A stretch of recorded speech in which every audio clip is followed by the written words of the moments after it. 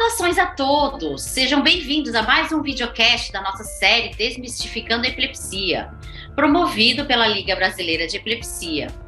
E é um grande prazer apresentar-me, Kátia Lin, atual presidente da Liga Brasileira de Epilepsia, gestão 2022-2024, e o nosso entrevistado de hoje, o Dr. Jaime Lin, neuropediatra, membro do International Society for Autism Research, INSAR, e médico neuropediatra do projeto Aquarela de terapias especiais voltadas ao autismo na Unimed Tubarão, no estado de Santa Catarina.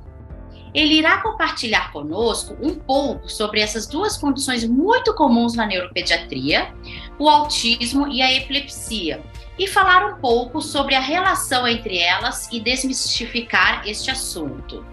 Então vamos lá, Jaime, muito obrigada pela sua presença e agradecemos também a Prate Donaduzzi pelo seu apoio irrestrito a essa iniciativa da Liga Brasileira de Epilepsia. Jaime, muito obrigada pela sua presença. E afinal, o que é o autismo? Muito obrigado, boa tarde a todos. Muito obrigado à Liga Brasileira de Epilepsia, obrigado, doutora Kátia, pelo convite. É um prazer enorme estar aqui conversando com todos vocês.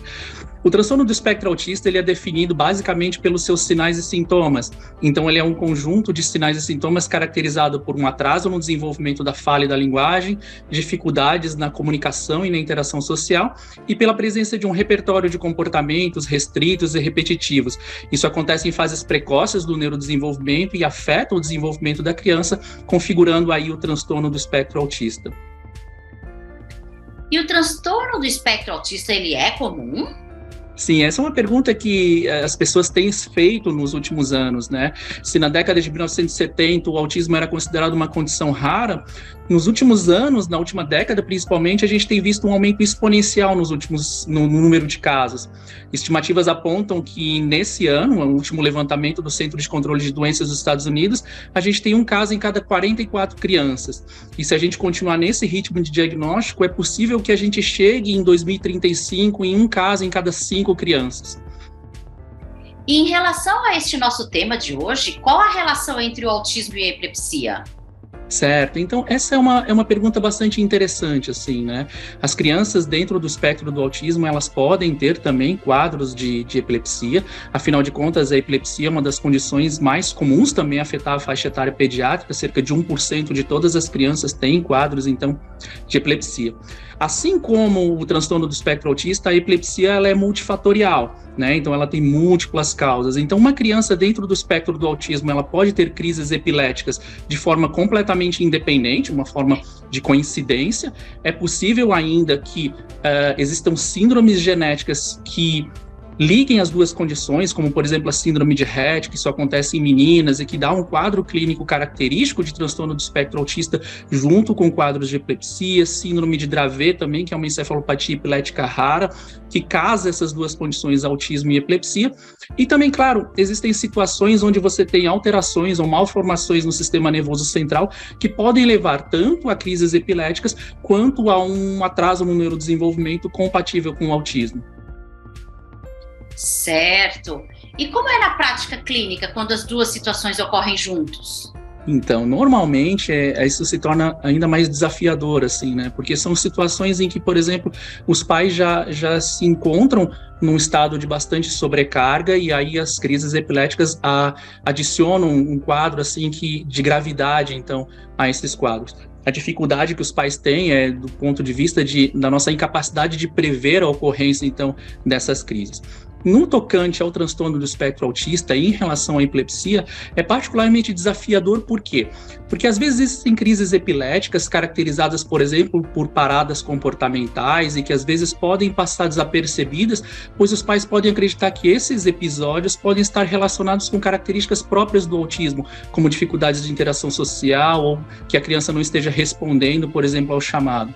Além disso, outra característica que pode ser encontrada no autismo, que são presenças de movimentos estereotipados ou movimentos repetitivos, às vezes podem, no olhar de pais e familiares ou mesmo de professores, confundir e sugerir um quadro epilético e aí isso pode dificultar muitas vezes o diagnóstico. E quanto ao tratamento? Certo. Então, normalmente, o tratamento das epilepsias no contexto do transtorno do espectro autista, ele não difere do tratamento das epilepsias no geral, do ponto de vista pediátrico. São utilizadas drogas anticrises para tratamento, então, das crises epiléticas. Claro que existem algumas particularidades do ponto de vista prático, então, do ponto de vista clínico, muitas crianças dentro do espectro do autismo possuem graves comprometimentos comportamentais, e aí algumas medicações anticrise podem afetar o nível sérico de algumas medicações, como, por exemplo, neurolépticos, causando um certo descontrole, então, no quadro comportamental dessas crianças. Do ponto de vista de tratamento, basicamente, segue-se o mesmo padrão, através de tratamentos farmacológicos. E, recentemente, a mídia e as redes sociais têm discutido muito a respeito do uso de cannabis no tratamento da epilepsia e também do autismo. Você poderia comentar um pouco a respeito disso? Sim, medicamentos à base, então, de cannabis, eles têm sido, ultimamente, muito falados, tanto na mídia, também entre pais e familiares, a respeito disso, em relação ao tratamento do autismo e também dos quadros de epilepsia. Até bem pouco tempo atrás, então, existiam apenas relatos ou relatos de casos, alguns casos que apareciam, então, na literatura, mostrando que o tratamento com canabidiol, que é o derivado, então, da cannabis, poderia ser eficaz no tratamento de alguns quadros de epilepsia. Com o tempo, verificou-se que esse medicamento ele era particularmente eficaz em alguns tipos específicos de epilepsia, como, por exemplo, a síndrome de Dravet, ou mesmo síndrome por deleção do gene CDKL5, que são algumas condições genéticas raras que causam quadros de epilepsia de difícil controle, e também nesses pacientes, curiosamente, eles apresentam sinais e sintomas clínicos compatíveis com o transtorno do espectro autista. E aí, com o tempo, se aventou a possibilidade de se usar, então, o canabidiol para tratamento também do transtorno do espectro autista. Bom, os primeiros estudos que foram feitos pensando nisso eram estudos com um pequeno número de casos, às vezes confiando muito mais em relato de pais e familiares, o que dava pouca confiabilidade nos resultados desses dados. Mas nos últimos anos surgiram alguns estudos metodologicamente bem feitos, estudos assim que comparavam casos de controle e que mostraram então uma melhora dos pacientes em relação a sintomas comportamentais, ansiedade, agitação e agressividade, que particularmente são sinais e sintomas que trazem bastante transtorno para o dia a dia, então, dos pais e familiares.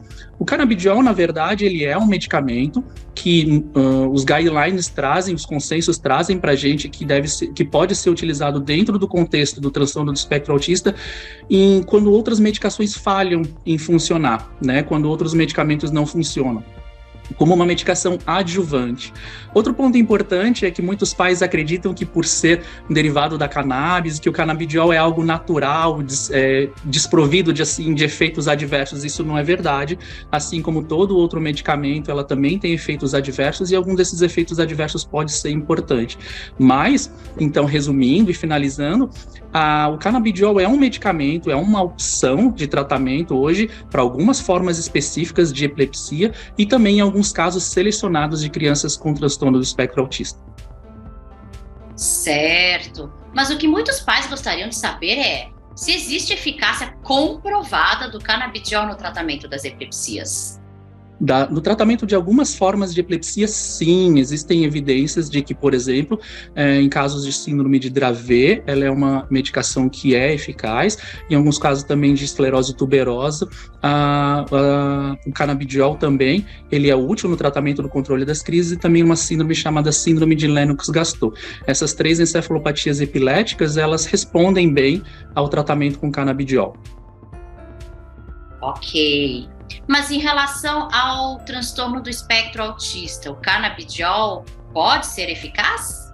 Do ponto de vista prático, a gente tem prescrito o canabidiol em casos de transtorno do espectro autista, especialmente quando essas crianças têm um quadro comportamental extremamente grave e comprometedor, na qual outras tentativas de tratamento farmacológico falharam.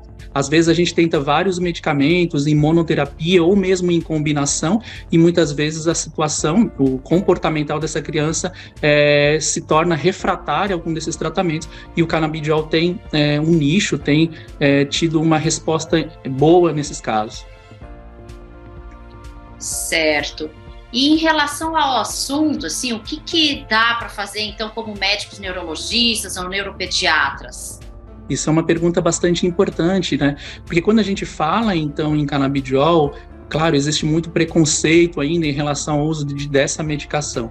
Mas o que a gente precisa estar mais ciente é que os pacientes e familiares de pacientes, quer tenham quadros de epilepsia, quer tenham quadros de transtorno do espectro autista, eles geralmente vão tentar tratamentos e eles vão tentar também buscar novos tratamentos, opções terapêuticas na mídia, na internet, em outras fontes de informação.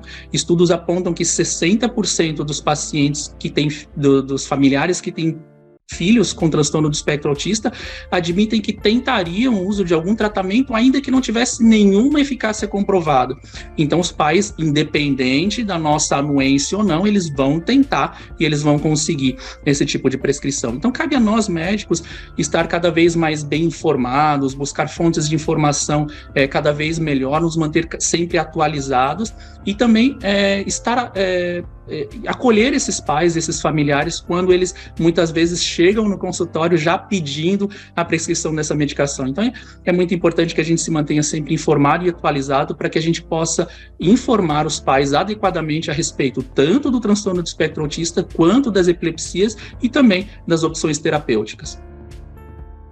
Muito bem, eu acho que nós, como neurologistas, neuropediatras, atuando na área, nós temos uma enorme responsabilidade em promover informação de qualidade, né, para todos esses pais que muitas vezes ficam perdidos e muitas vezes desesperados, né, pela situação dos seus filhos ou parentes com epilepsia, né.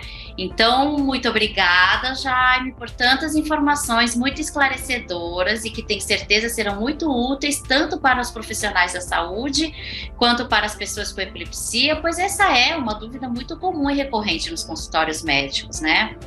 Muito obrigada a todos e até o próximo videocast da série Desmistificando a Epilepsia, da Liga Brasileira de Epilepsia.